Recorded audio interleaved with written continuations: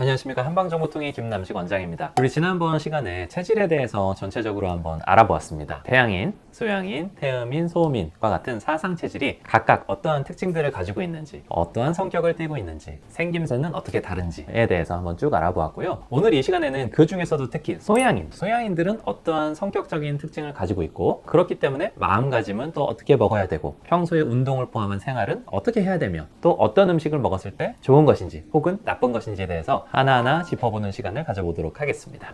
자, 일단 지난 시간에 짚어본 소양인의 전반적인 특징에 대해서 보도록 하겠습니다. 소양인은 일단 기가 위로 상승하는 그런 이제 특징을 가지고 있기 때문에 어깨를 비롯한 상체는 잘 발달되어 있는 데 반해서 다리가 가느다란 사람들이 바로 소양인들입니다. 성격적인 특징은 또 뭐냐면요, 우리 굉장히 활발하고 외향적인 편인데 일을 벌리기는 굉장히 좋아하고 우리 아이디어는 좋은데 잘 수습하지 못하는 사람, 그러니까 끈기가 없어서 끝까지 끌고 가지 못하는 사람이 바로 소양인의 특징이라고 볼 수가 있겠습니다.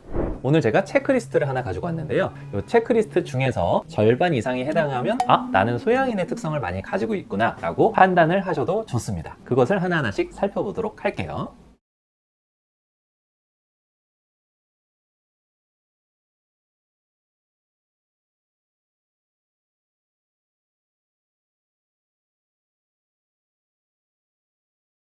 그래서 소양인은 어떤 사람이냐면 지금 체크해 보신 것과 같이 일단 일에 있어서는 일의 능률이 굉장히 좋으신 사람이에요. 일하는 센스도 좋고 그리고 창의력이 뛰어나서 번뜩이는 아이디어를 많이 내는 사람이 바로 소양인입니다.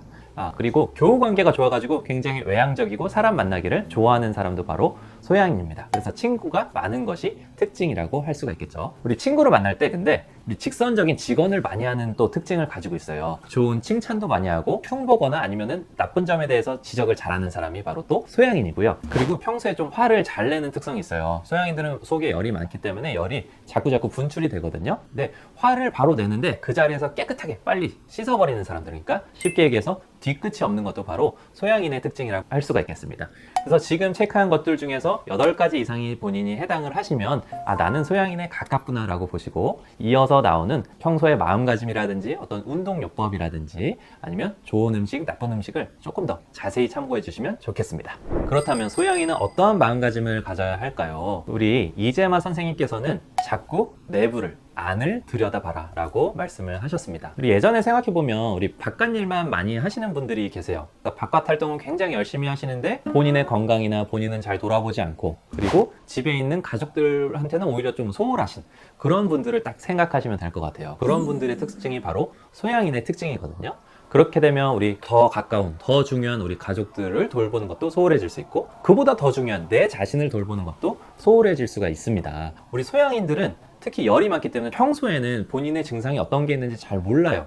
외부의 바깥적인 것들만 뭔가 관심이 많기 때문에 내가 이 안에 골병이 들고 있는지를 잘 못 느낍니다. 그러다가 나중에 아주 심하게 체력 저하가 생기거나 증상이 심해졌을 때 비로소 본인을 돌아보게 되거든요.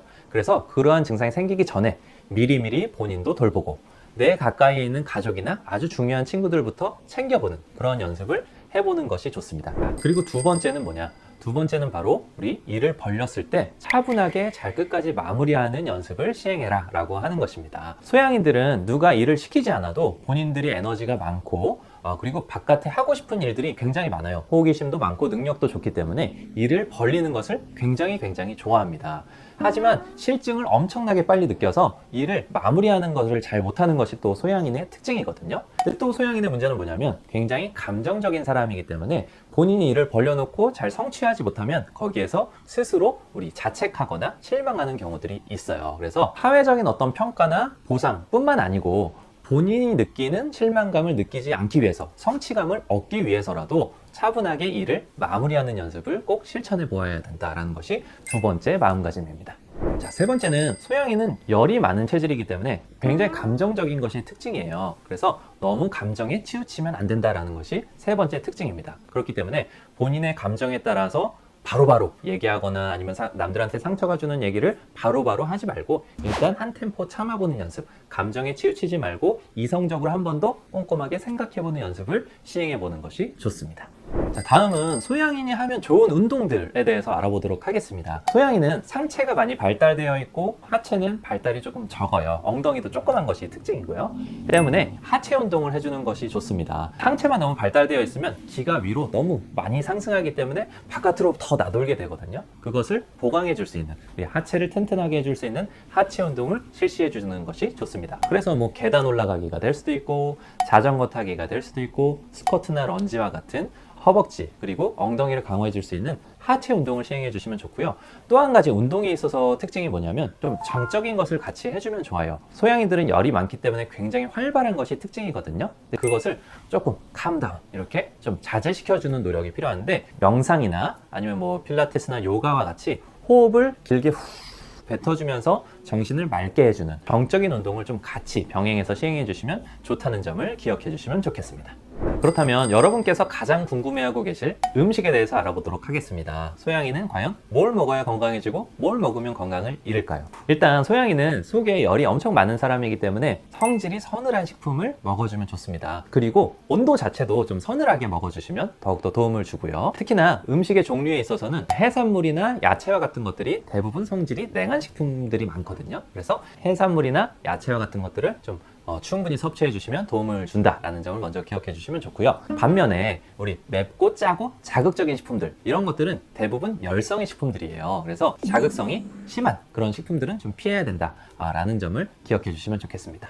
일단 곡류에 있어서는 보리, 팥, 녹두, 그리고 메밀과 같은 것들, 그리고 참깨 와 같은 것들이 우리 성질이 좀 서늘한 식품들이기 때문에 소양인한테 적합하다고 볼 수가 있고요. 그래서 뭐 메밀국수라든지 아니면 참기름이 들어간 식품들이 소양인한테는 적합하다라고 볼 수가 있겠습니다. 그리고 육류에 있어서는 돼지고기나 오리고기가 좀 서늘한 식품들이에요. 그래서 돼지고기나 오리고기 같은 것들은 소양인한테 더 적합하다라고 보시면 되겠고요. 그리고 대부분의 해산물들은 다 소양인 식품이라고 보셔도 됩니다. 해산물들은 바다에서 나기 때문에 대부분 성질이 서늘한 것들이 많거든요. 굴, 해삼, 전복, 멍게, 새우, 게, 잉어, 보거와 같은 이러한 해산물들은 대부분 소양인 식품이라고 보셔도 되겠습니다. 자, 그리고 대부분의 신선한 야채, 채소와 같은 것들도 소양인한테는 잘 맞습니다. 배추, 상추, 오이, 당근, 가지, 호박, 죽순과 같은 이러한 식품들은 다 소양인한테 걸맞는 식품들입니다. 과일에 있어서는 수분 함량이 많은 과일들과 그리고 열대 과일과 같은 것들이 소양인한테는 잘 맞고요. 그리고 대부분의 과일들이 서늘한 식품들이기 때문에 소양인한테는 잘 맞습니다. 대표적인 게 이제 참외와 수박이 되겠고요. 그뿐만 아니고 딸기,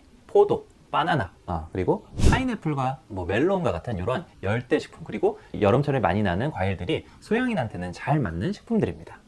그러면 소양인한테 맞지 않는 식품들은 뭐가 있을까요? 우리 서두에 말씀드렸다시피 맵고 짜고 자극적인 식품들은 대부분 열성의 식품들이 많기 때문에 소양인한테는 맞지 않습니다. 대표적인 것이 이제 고추, 생강, 마늘, 파와 같이 매운 어떤 성질을 가지고 있는 향을 낼 때 쓰는 그런 야채들이 소양인한테는 맞지가 않게 되겠고요. 그리고 방향성 식품이라고 해가지고 향이 되게 강한 것들, 예를 들면 뭐 후추가 있을 수도 있고 그리고 카레와 같이 이런 향신료들이 소양인들한테는 잘 맞지 않습니다. 때문에 이런 향이 강한 방향성 식품들도 피해 주시는 것이 좋고요. 고기에 있어서는 닭고기나 소고기도 사실은 잘 맞지는 않아요. 닭고기나 소고기도 따뜻한 성질이기 때문에 소양인한테 잘 맞지는 않지만 그래도 큰 부작용을 나타내지는 않는데요. 개고기나 염소고기 같은 것은 열성의 식품이기 때문에 소양인한테 더 맞지 않습니다. 개고기는 요새 잘 안 드시겠지만 어쨌든 염소고기 같은 것은 꼭 피해 주시는 것이 좋고요. 때문에 우리 시중에 우리 흑염소 제품들 많이 나오잖아요. 이런 것들이 다른 체질한테는 보약이 될 수 있지만 소양인한테는 오히려 독약이 될 수도 있습니다. 때문에 흑염소 제품이라든지 홍삼도 사실 마찬가지거든요. 홍삼도 삶 자체가 열을 가지고 있는 그 약재이기 때문에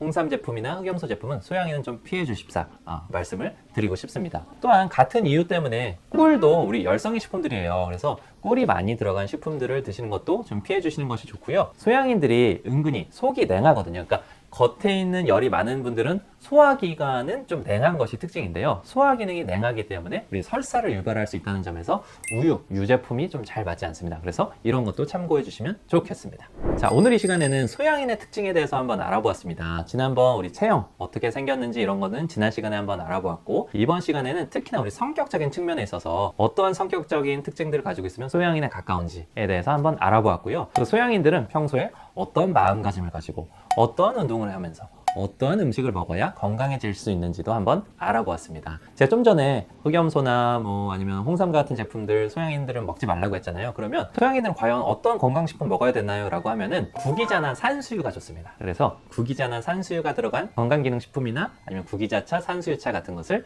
평소에 상복해 주시면 도움을 주니까요. 이런 점도 한번 기억해 주시면 좋겠습니다. 지금까지 한방정보통의 김남식 원장이었습니다. 시청해주신 여러분 모두 감사드립니다.